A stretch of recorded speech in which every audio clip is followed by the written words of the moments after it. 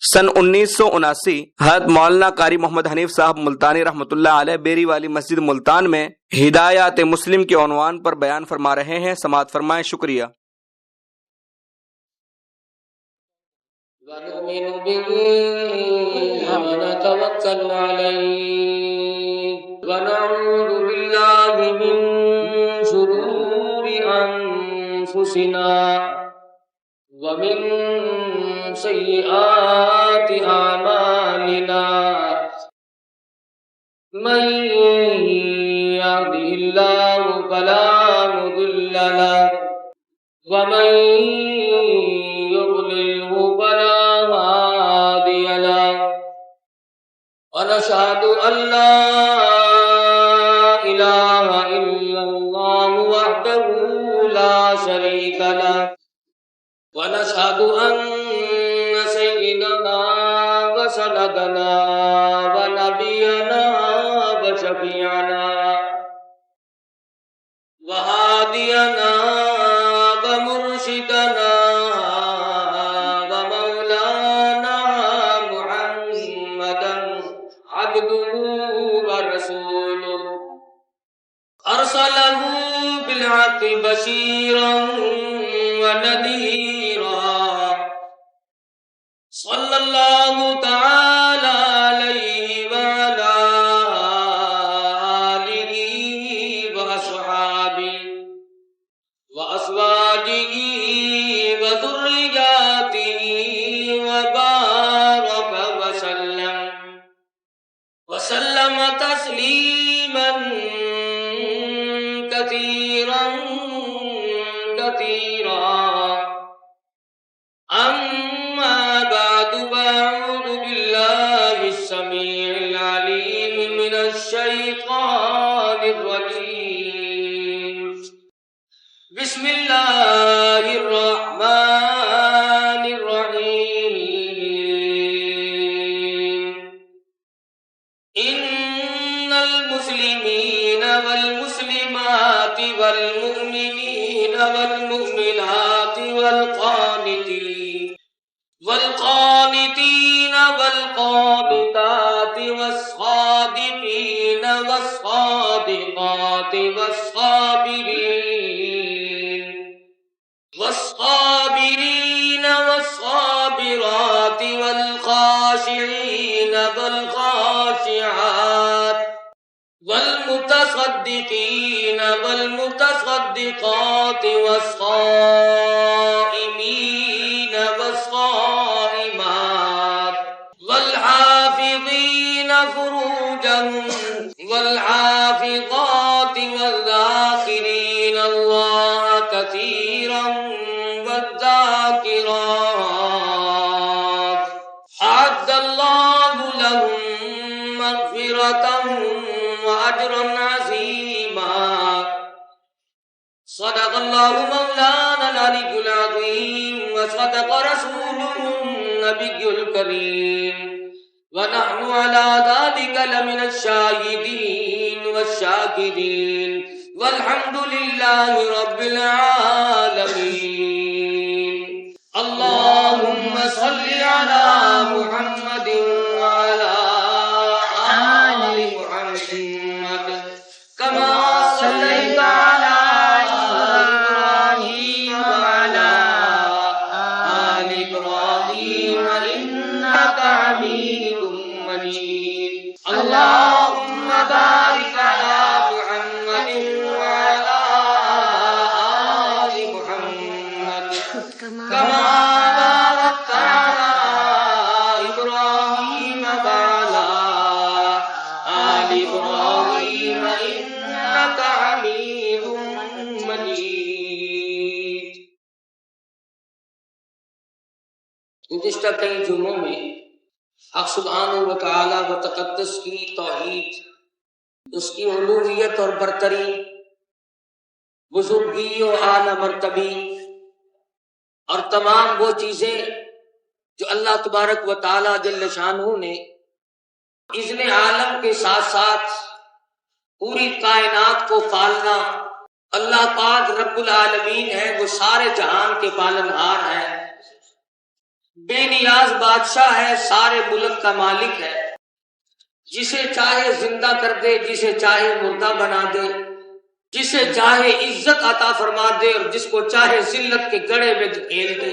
نہ وہ کسی سے مشورہ مانگتا ہے، نہ اس کا کوئی ساتھی اور ہمسر ہے، نہ اس کا کوئی ثانی، نہ اس کا کوئی شریک، تمام تر معاملات میں وہ خود کلی مختار ہے۔ حضور اکرم صلی اللہ علیہ وسلم نے اور صحابہ کرام نے اسی اعتقاد اور عقیدے پر ساری زندگی گزاری اور اسی پر دنیا سے رخصت ہو گئے۔ کسی مشکل میں، کسی بھی پریشانی میں کبھی بھی صحابہ کرام نے اللہ کے سوا کبھی غیر کو نہ پکارا، نہ بلایا، اور نہ کسی تکلیف کو دور کرنے کے قابل صحابہ خدا کے سوا کسی کو سمجھتے تھے۔ آج جو قرآن کریم کی آیات تلاوت کی گئی، ان میں اللہ پاک نے مسلمان کی علامات، اس کی نشانیاں بیان فرمائی کہ اگر کسی کا یہ جی چاہے کہ میں اپنے بارے میں یہ جانچوں اور پتہ کروں کہ میں مسلمان ہوں یا نہیں، تو یہ 10 نشانیاں اپنے اندر خود بخود غور کر کے دیکھو کہ آیا یہ ہم میں پائی جاتی ہیں کہ نہیں۔ اگر پائی جائیں تو الحمدللہ، اور اگر ہم میں وہ نہیں پائی جاتی تو ہمیں اپنے اندر پیدا کرنی پڑیں گی، بغیر ان کے چارہ نہیں۔ اللہ سبحانہ و تعالیٰ اس بات پر راضی ہے کہ ہر دنیا سے اٹھنے والا جس کا جنازہ اٹھے اس کے پاس یہ 10 نشانیاں موجود ہوں۔ سب سے پہلی نشانی اللہ تبارک و تعالیٰ جل شانہ نے فرمائی ان المسلمین والمسلمات، پہلی نشانی یہ ہے کہ آدمی مسلمان ہو۔ اب سوال یہ کہ مسلمان تو ہم ہیں، مسلمان کے گھر میں پیدا ہوئے، مسلمان کہلاتے ہیں، ہمارے ماں باپ کے نکاح ہوئے، ہمارے ماں باپ کے جنازے ہوئے، تو ہم مسلمان تو ہیں، تو خدا ہم سے مسلمان ہونے کا مطالبہ پھر کیوں کرتا ہے جبکہ ہم پہلے سے مسلمان ہیں؟ اور اللہ کہتا ہے مسلمان بن کے آؤ۔ معلوم یہ ہوا کہ اللہ پاک کا جس مسلمانی کا مطالبہ ہے وہ کوئی اور طریقہ کار ہے۔ اللہ پاک فرماتے ہیں یا ایھا الذین آمنوا اتقوا اللہ، او لوگو ڈرو پروردگار عالم سے، حق تقاتہ، جیسا کہ اس سے ڈرنے کا حق ہے، ولا تموتن الا وانتم مسلمون، جب تمہاری موت آئے تو مسلمان بن کے مرو، مسلمان بن کے زندگی گزارو۔ مہد سے لے کر لحد تک تمہاری ساری زندگی، تمام زندگی کے شعبہ جات، شادی ہو، غمی ہو، تجارت ہو، کاروبار ہو، لینا دینا، اٹھنا بیٹھنا، سونا جاگنا، کھانا پینا، تمام کا تمام تمہارا حضور اکرم صلی اللہ علیہ وسلم کی غلامی کے طریقے پہ ہو۔ وَلَا تَمُوتُنَّ إِلَّا وَأَنْتُمْ مُسْلِمُونَ، یہاں تک کہ جب تمہاری موت آئے تو جنازہ مسلمان کا اٹھے۔ حدیث پاک میں آتا ہے، فرمایا نبی کریم صلی اللہ علیہ وسلم نے ایک وقت لوگوں پہ ایسا آئے گا، صبح کو آدمی مومن ہوگا، شام کو موت آئی تو جنازہ کافر کا اٹھ رہا ہوگا۔ اتنے حالات بگڑ جائیں گے، لوگوں کی یقین تباہ ہو جائیں گے، لوگوں کی ایمانی حالت میں اتنی خرابی پڑ جائے گی۔ شام کو آدمی مومن ہے، صبح کو موت آئی تو ایمان کی رتی پلے نہیں۔ صحابہ کرام رضوان اللہ تعالی علیہ مجمعین کی جماعت ساتھ ساتھ گزر رہی ہے۔ امام الانبیاء محبوب کبریا حضرت محمد مصطفیٰ صلی اللہ تعالی علیہ وسلم بھی ہمراہ اور ساتھ ہیں۔ ارے وہ جماعت کتنی خوش نصیب ہوگی جس جماعت کے ساتھ سرکار مدینہ صلی اللہ علیہ وسلم چل رہے ہوں۔ صحابہ کرام کی آنکھوں نے دیکھا چند جانور ہیں، ان کے پروں پہ قرآنی آیات لکھی ہوئی ہیں، وہ گندگی اور غلاظت کھا رہے ہیں۔ صحابہ لرز گئے، کانپ گئے، اے اللہ کی پاک پیغمبر، قرآن کریم کی بے ادبی، قرآن کریم کی توہین ہو رہی ہے۔ اللہ کا قرآن پروں پہ لکھا ہے، گندگیوں میں چونچ دبو رکھی ہے، گندگی کھا رہے ہیں۔ سرکار مدینہ صلی اللہ علیہ وسلم کی آنکھوں میں آنسو آ گئے اور فرمانے لگے میرے صحابہ، میری امت پہ ایک وقت ایسا ہی آئے گا، لوگ قرآن پڑھیں گے، قرآن سنیں گے، پر کام ایسے کریں گے جیسے یہ جانور کر رہے ہیں۔ ایک اور حدیث میں فرمایا نبی کریم صلی اللہ علیہ وسلم نے کہ لوگ بڑے خوشگلو ہوں گے، خوشیلان ہوں گے، پڑھتے ہوئے تمہیں بڑے اچھے لگیں گے۔ سرکار مدینہ صلی اللہ علیہ وسلم نے اپنی پیاری پیاری انگلی اپنے حلق مبارک پہ رکھی اور فرمایا لوگ قرآن پڑھا کریں گے، پر قرآن یہاں سے نیچے نہیں اترے گا۔ ایک اور حدیث میں فرمایا نبی کریم صلی اللہ علیہ وسلم نے لوگ صرف قرآن مجید کو ہاتھ لگانے کا ادب کریں گے، ہاتھ نہ لگاؤ، قرآن کا ادب کرو، اونچی جگہ رکھو، ادب کرو، لیکن عمل کے میدان میں میرے قرآن سے کوئی نہیں پوچھے گا۔ تو مسلمان وہ ہے جس کی زندگی، جس کا ہر قول فعل، جس کی ہر حرکات و سکنات اللہ کے قرآن کے مطابق۔ ارشاد فرمایا مدنی کریم صلی اللہ تعالی وسلم نے جن لوگوں کو مسلمان بن کے مرنے کا شوق ہو اور یہ چاہتے ہو کہ مسلمان بن کے میری موت آئے تو اسے چاہیے قل اطیعوا اللہ والرسول، میری اور میرے محبوب کی اطاعت کرے۔ جو ایسا نہیں کرے گا تباہ و برباد کر دیا جائے گا۔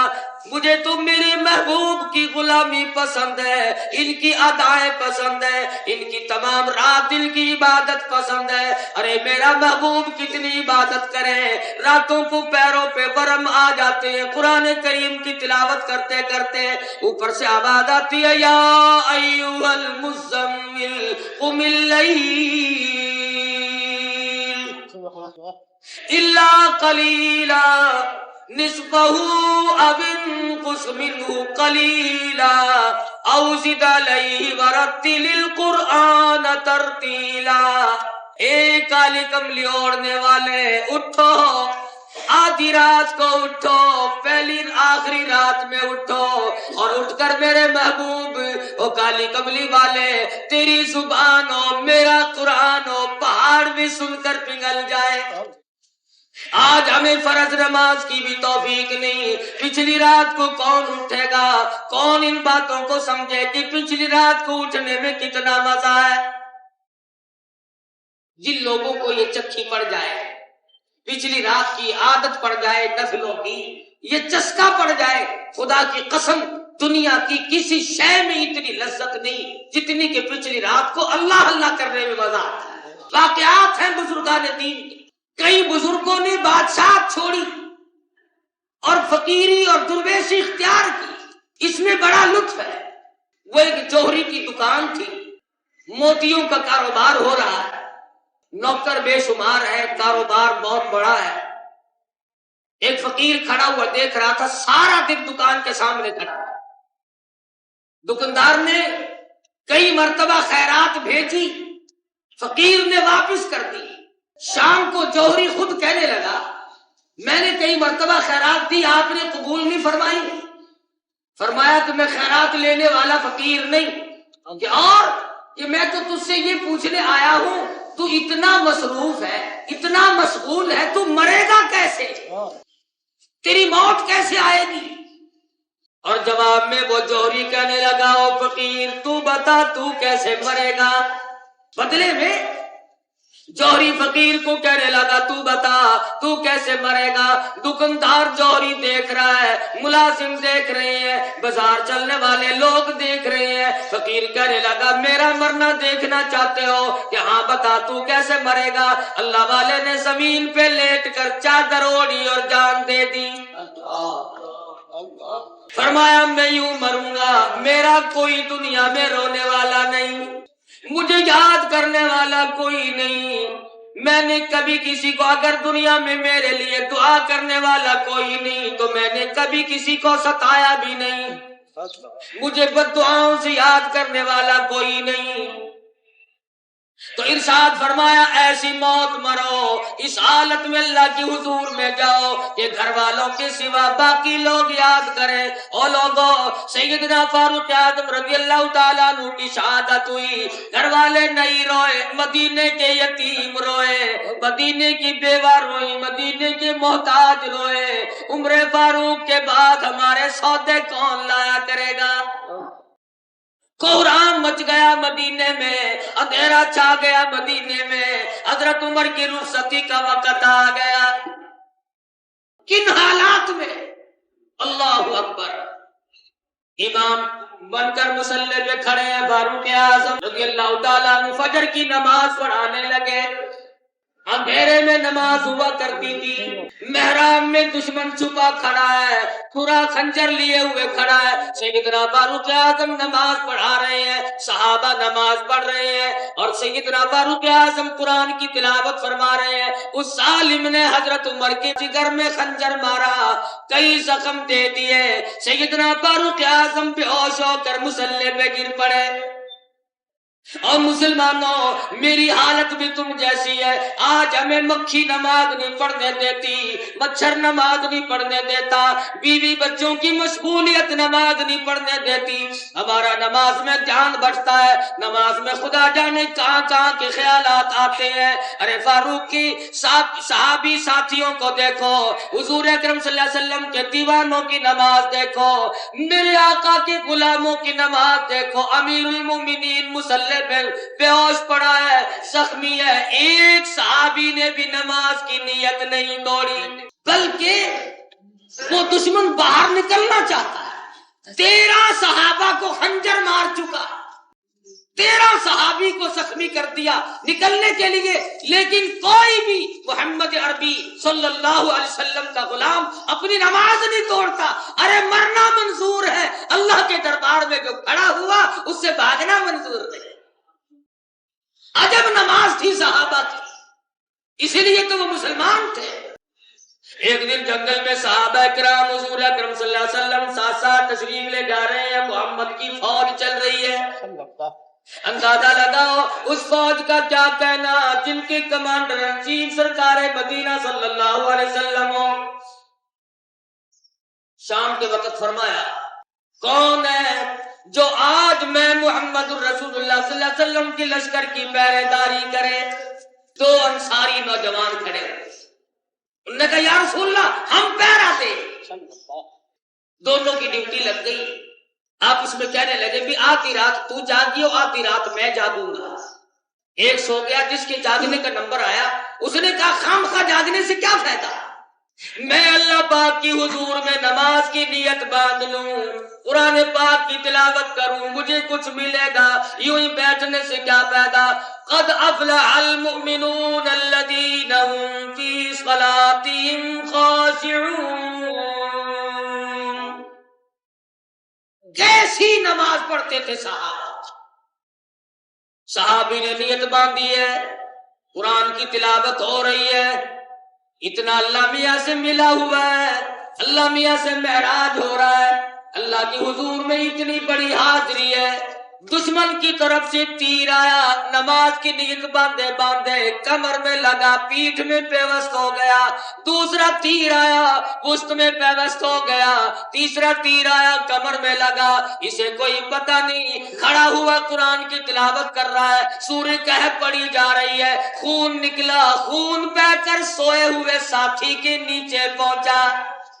وہ جو ایک ساتھی سو رہا تھا اس کی آنکھ کھلی، شور میں جایا، ارے نماز ختم کر دے، پہرے داری میں خلل واقع ہے، دشمن حملہ نہ کر دے، حضور ناراض ہو جائیں۔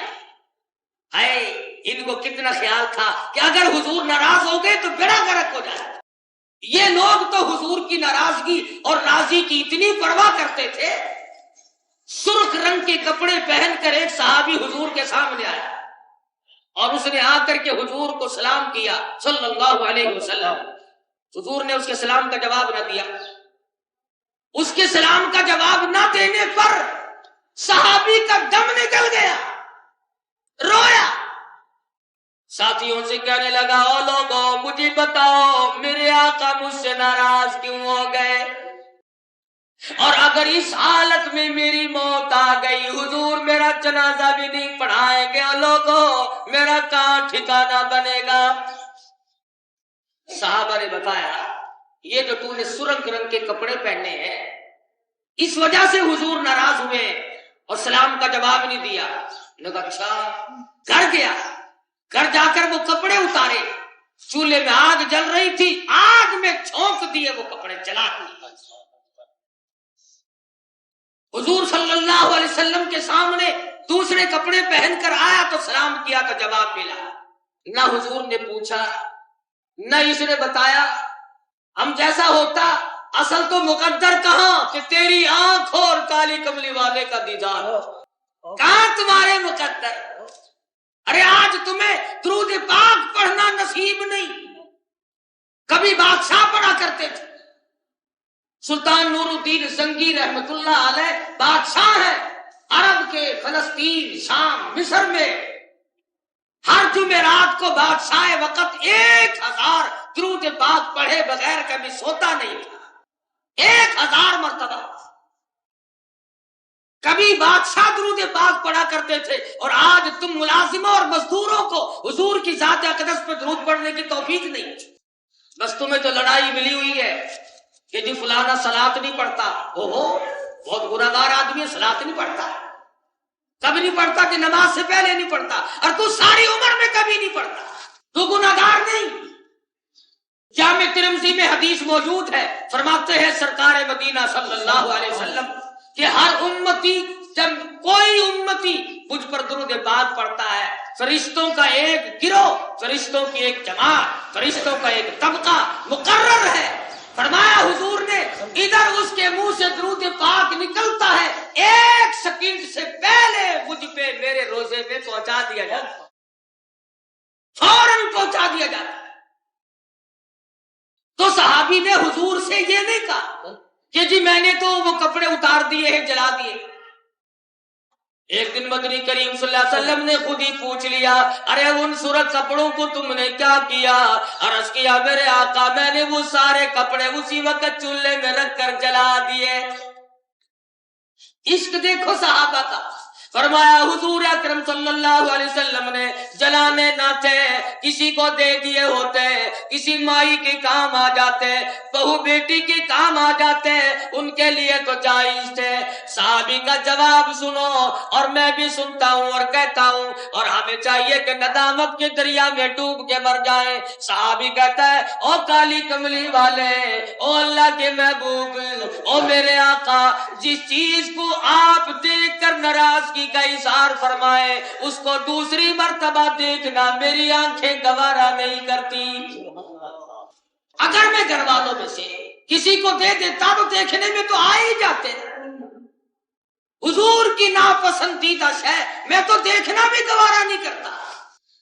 تو مدنی کریم صلی اللہ علیہ وسلم کے صحابی نے نماز کی نیت باندھی ہوئی ہے، تیر لگے، لہو بہ کر صحابی کے نیچے پہنچا، اس نے شور کیا تو صحابی نے نماز ختم کی، کہنے لگا سلام پھیرنے کے بعد اب میری کمر میں مجھے درد محسوس ہونے لگا، اب مجھے پتا چلا ہے کہ میری کمر میں تیر لگے، کالا کھینچ کے نکال دوں کہ ہاں، نکالنے لگا، جس کو لگے ہوئے ہیں کہنے لگا یار اب تو کچھ تکلیف ہوتی ہے، اور ایسا کروں میں دوبارہ نیت باندھتا ہوں، میں پھر قرآن مجید کی تلاوت شروع کروں گا، میری جان کا قیمہ بنا دینا، مجھے پتہ نہ چلے گا۔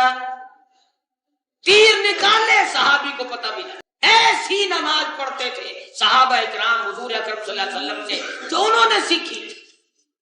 تو بات یہ تھی کہ فرمایا ان المسلمین والمسلمات، پہلا نمبر، پہلی نشانی، مسلمان بن کے مرو، نمازی حالت میں مرو، ایک نماز بھی قضا نہ ہونے پائے، بیماری میں، پریشانی میں۔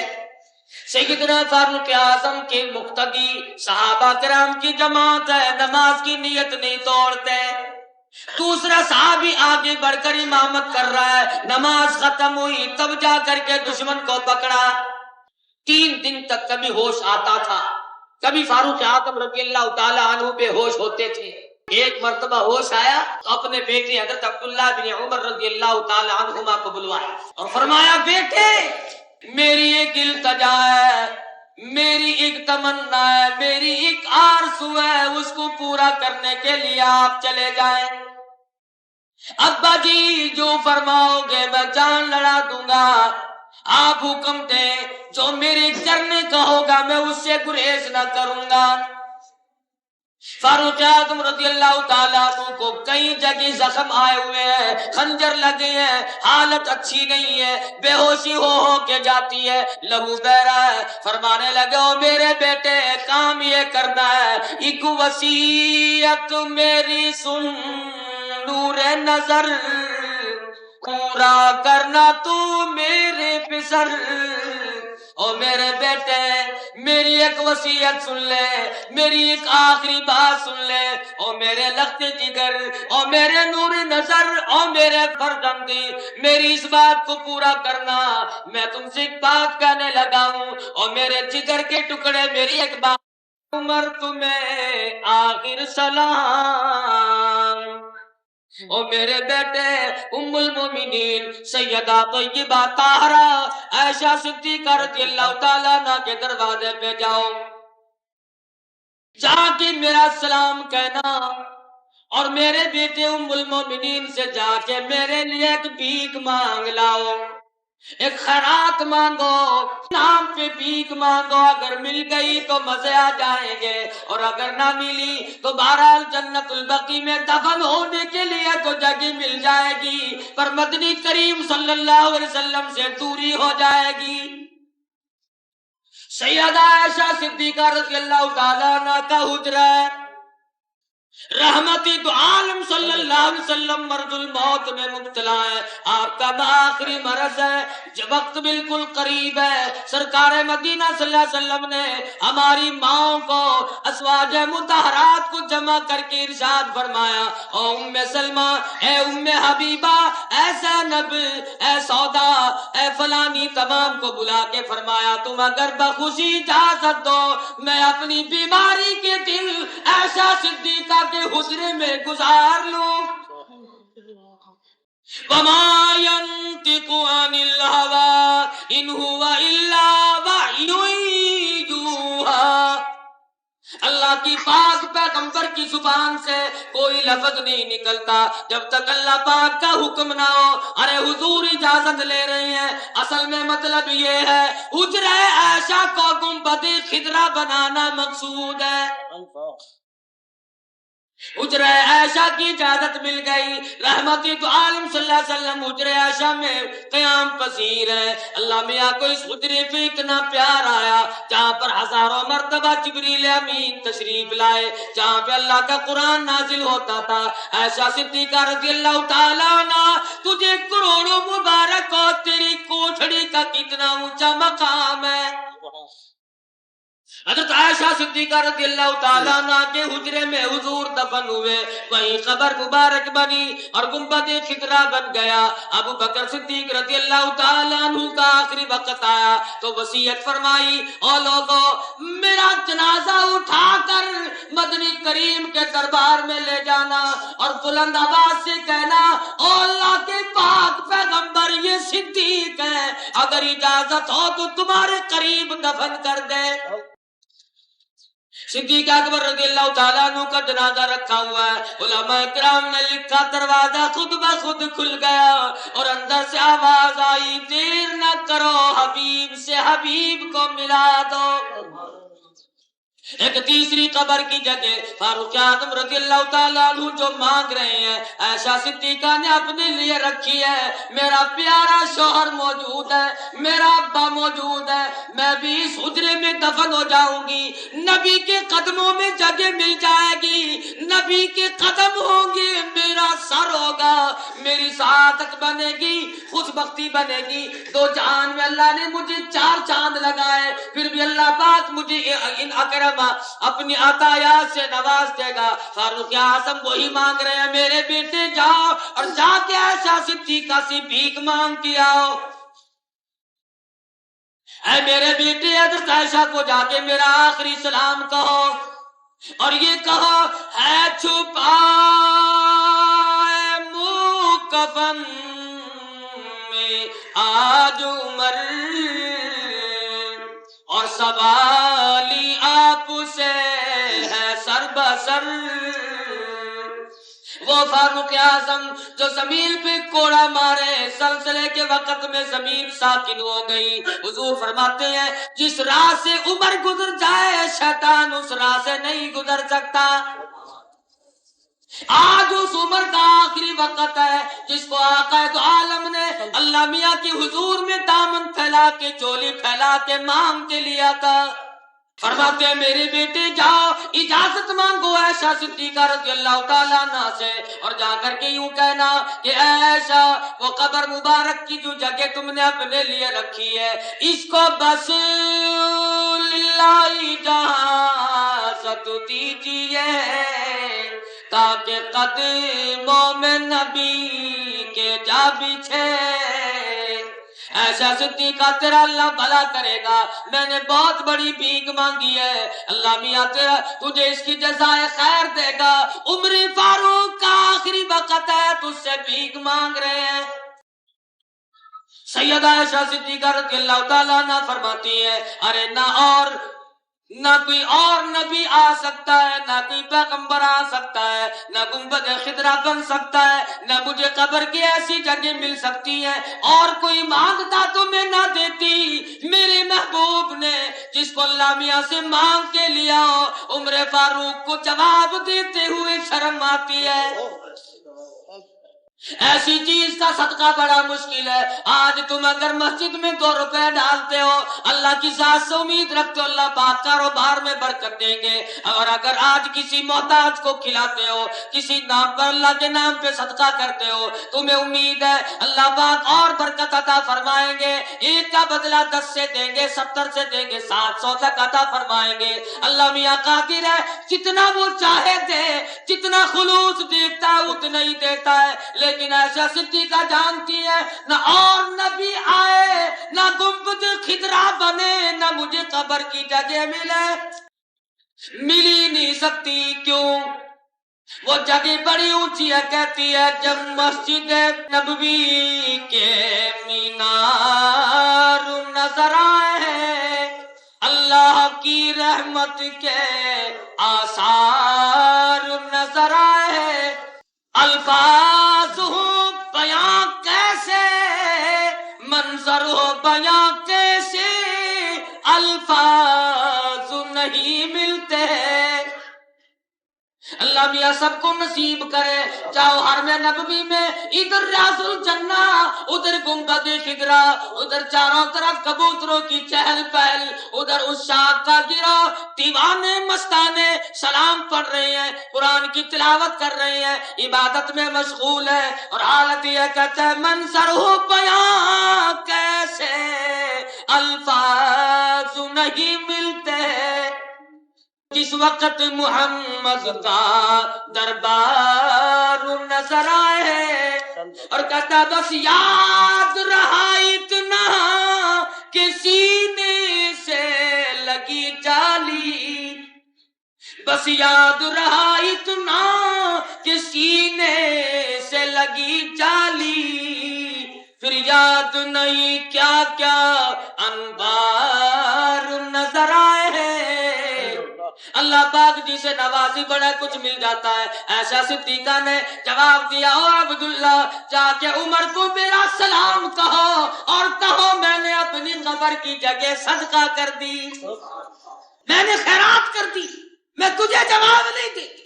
چنانچہ عائشہ صدیقہ کا جواب لے کر حضرت عبداللہ آئے۔ صحابی کہتا ہے فاروق اعظم او عبداللہ جب تک مجھے اٹھا کے نہ بٹھاؤ مجھے جواب نہ سنانا، اماں کا جواب لیتے لیتے سننا بے ادبی ہے، بے ادبی ہو جائے گی، مجھے اٹھا کے بٹھاؤ۔ فاروق اعظم رضی اللہ تعالی عنہ کو اٹھا کے بٹھایا اور جواب سنایا۔ ہائے خوف خدا ہو تو ایسا ہو۔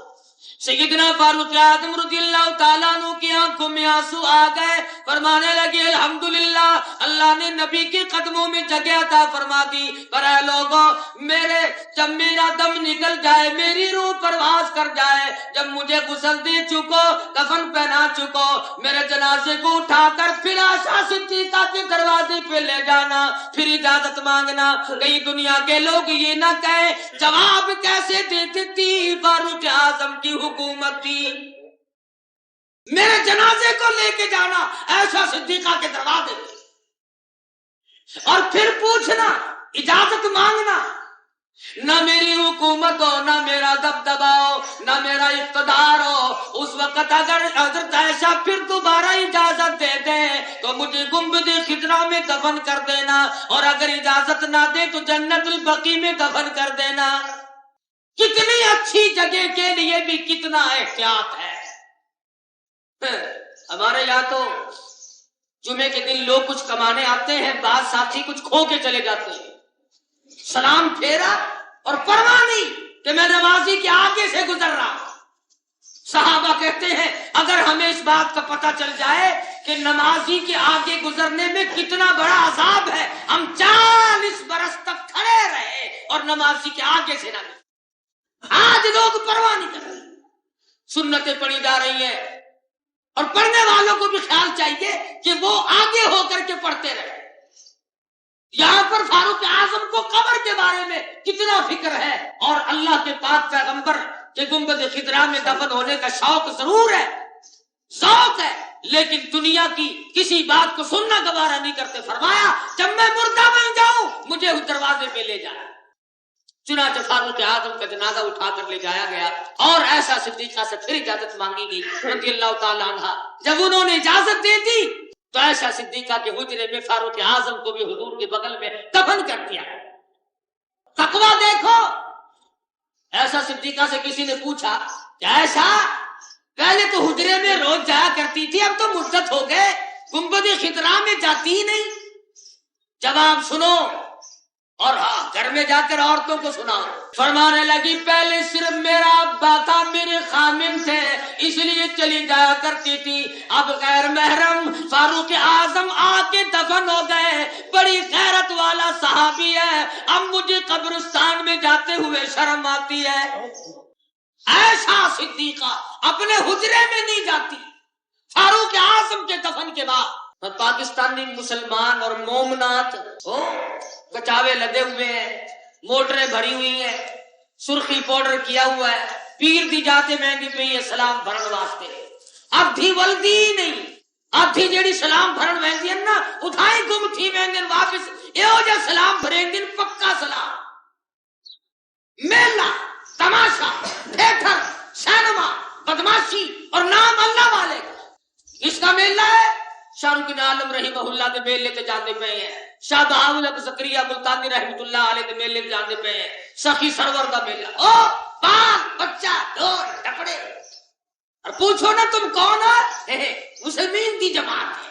مسلمان یوں کرتا ہے، مسلمان اتنا بے غیرت اور اتنا بے حیا ہوتا ہے کہ اپنی بیوی کو لوگوں کے سامنے نچاتا پھرے، ایسا قبروں میں نہیں جاتی۔ تمہاری ماں کہتی ہے کہ عمر آ کے دفن ہو گئے لہذا میں اب قبرستان میں نہیں۔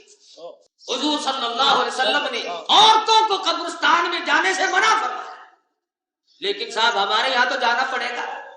بتا جو دیا کسی نے، دروازے کو چاٹ رہے ہیں، چوم رہے ہیں، کبھی مسجد کی چوکھٹ کو بھی چاٹا، کبھی اللہ کے دربار میں بھی آ کے کھڑے ہوئے، نہیں، ضرورت ہی نہیں اس بات کی، 5 وقتہ بغاوت۔ تو فرمایا ان المسلمین والمسلمات، اپنے اندر 10 نشانیاں پیدا کرو، مسلمان بنو مرد اور مسلمان بنے عورتیں، مرنے سے پہلے جب مسلمان بن جاؤ گے پھر مزہ۔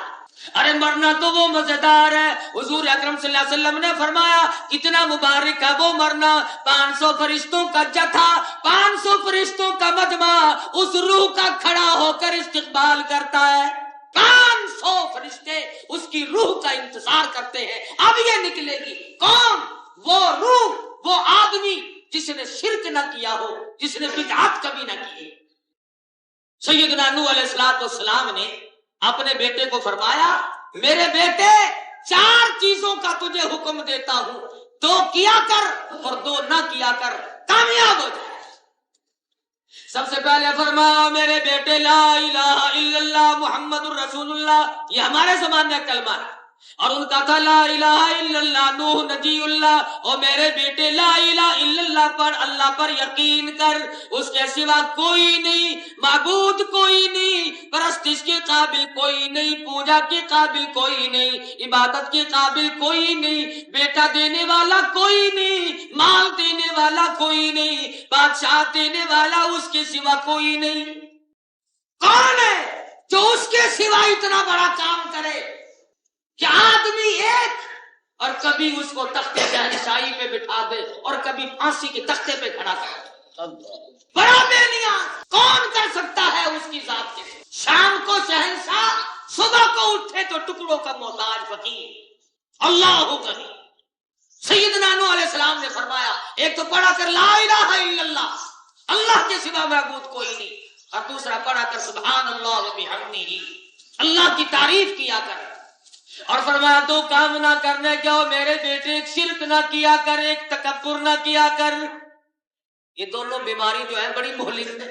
شرک سے آدمی توبہ نہیں کرتا اس لیے کہ اسے اچھا جان کے کرتا ہے، عبادت سمجھ کے کرتا ہے، اور اسی طرح سے تکبر بری سے ہے، مال کا تکبر، جان کا تکبر، جمال کا تکبر، خوبصورتی اور حسن کا تکبر، اپنے علم اور عبادت کا غرور، ساری چیزیں حرام، بلکہ اللہ پاک کے سامنے اپنے آپ کو ذلیل کرا۔ یوں سوچا کرو یہ جتنے بندے جمعے میں آئے ہوئے ہیں اور مجھ سے بڑا ان میں کوئی بھی گناہگار ہے۔ فضیل بن عیاض رحمہ اللہ عرفات میں کئی لاکھ کا مجمع ہے، ہاتھ اٹھا کر دعا مانگ رہے اور رو رہے ہیں، اے اللہ ان کئی لاکھ آدمیوں کو میرے گناہوں کی نحوست کی وجہ سے محروم نہ کر دے، مجھ سے بڑا اس سارے مجمع میں کوئی گناہگار نہیں۔ فضیل بن عیاض کی دھاڑیں نکل گئی، عرفات میں رو، اور جس بزرگ کو دیکھا وہی کہتا ہے کہ میرے گناہوں کی شامت ہے، میری وجہ سے عذاب آیا۔ ہمارے یہاں یہ معاملہ ہے، ہم دوسروں کہتے تیری وجہ سے عذاب آیا، تیری وجہ سے دکھ آیا، تیری وجہ سے پریشانی آئی، وہ کہتے تھے میری وجہ سے، بس یہ فرق ہے اللہ والوں میں اور ہم۔ تو تکبر بری شے ہے، شرک بہت بڑی لعنت ہے، بدعات ایک مستقل تباہ کاری ہے۔ حضور اکرم صلی اللہ علیہ وسلم کی سنت کی غلامی اور حضور کی غلامی بہت بڑی دولت ہے، اس لیے فرمایا ان المسلمین والمسلمات، اور میرے بندو مرنے سے پہلے مسلمان بن کے تاکہ ادھر جنازہ اٹھے ادھر تیری روح کو لینے کے لیے 500 فرشتوں کی جماعت چلے، پھر تو ہے مزہ۔ اور آبادائے قیل ادخل الجنہ، اس کو جنت میں داخل کر دو، اور وہ خود بھی کہے قال یا لیت قومی یعلمون بما غفر لی ربی وجعلنی من المکرمین۔ خود مرنے والا کہتا ہے مبارک ہو لوگو میں عزت والا بن گیا، اللہ کے دین کے لیے میں نے مار کھائی، میں عزت والا ہو کے دنیا سے گیا۔ تو بھائی کسی سے پوچھنے کی اور کسی سے کہنے کی کوئی حاجت نہیں، خود بخود اپنے اندر غور کرو، آیا میں مسلمان ہوں کہ نہیں، مسلمانوں والی نشانیاں مجھ میں پائی جاتی ہے کہ نہیں، اگر پائی جائے تو کامیاب ہی کامیاب ہے، اور اگر نہیں پائی جاتی تو تباہی تباہی ہے، یہاں بھی اور وہاں بھی۔ اللہ پاک مجھے اور آپ سب کو مرنے سے پہلے سچا مسلمان، پکا دیندار بنائے، پکا نمازی بنائے، اور ہر مسلمان کا خاتمہ بالخیر فرمائے۔ وآخر دعوانا الحمدللہ رب العالمین۔ بسم اللہ الرحمن الرحیم۔ اللهم صل وسلم وبارك على سيدنا مولانا محمد النبي امي الهاشمي وعلى اله واصحابه وبررة الكرام۔ یا اللہ ہم سب کی خطاؤں کو معاف فرما، یا اللہ گناہگار ہیں، سیاکار ہیں، تیرے کرم کے امیدوار ہمیں معاف فرما، یا اللہ سب کی پریشانیوں کو دور فرما، الہی سب کے دکھ دردوں کو دور فرما۔ بعض ساتھیوں نے دعاؤں کے لیے کہا ہے غلط موسم اور غلط ہوا کی وجہ سے کھیتیوں میں بڑا نقصان ہو رہا ہے، دعا کر دو اللہ پاک سب کے باغوں میں، سبزیوں میں، ترکاریوں میں صحت دے، اور جو بیماریاں آ رہی ہیں اللہ پاک ان کو دور فرمائے۔ اللہ پاک ہم سب کی دلی مرادوں کو پورا فرما۔ یا اللہ یہ جتنے مرد عورت تیری حضور میں جھولی پھیلائے بیٹھے، یا اللہ سب کی جھولیاں بھر، یا اللہ سب کی مرادوں کو پورا فرما، سب کی مشکلوں کو آسان فرما۔ یا اللہ ان سب کو حج بیت اللہ نصیب کر دے، یا اللہ سب کو مدینے پاک کی زیارت نصیب فرما۔ بے اولاد کو اولاد عطا فرما، ہمیں اور ہماری اولاد کو نیک اور نمازی بنا۔ اے اللہ ہمارے والدین کی مغفرت فرما، یا اللہ ہمارے بڑے اور بزرگوں کی مغفرت فرما۔ اے اللہ جتنے مسلمان مرد عورت دنیا سے رخصت ہو گئے سب کی بخشش فرما۔ ربنا تقبل منا انک انت السمیع العلیم وتب علینا انک انت التواب الرحیم۔ صلی اللہ علی حبیبی محمد و آلہ وصحبہ اجمعین۔